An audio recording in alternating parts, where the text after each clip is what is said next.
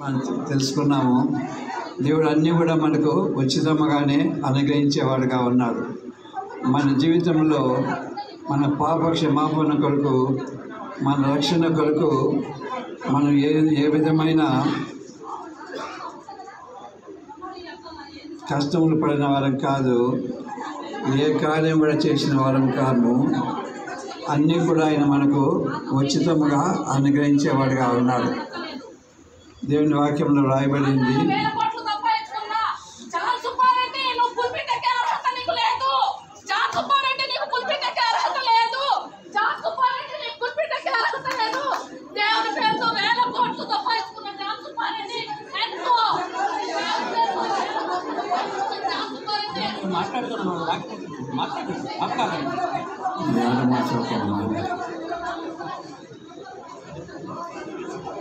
దేవుని వాక్యంలో మొట్టమొదటిది దేవుని యొక్క కృప అన్నీ కూడా ఆయన ఉచితంగానే మనకు అనుగ్రహించేవాడిగా ఉన్నాడు. దేవుని యొక్క కృప మహేశ్వరుని బట్టి క్రీస్తునందు ఆయన మనకు ప్రతి ఆశీర్వాదమును అనుగ్రహించిన వాడుగా ఉన్నాడు.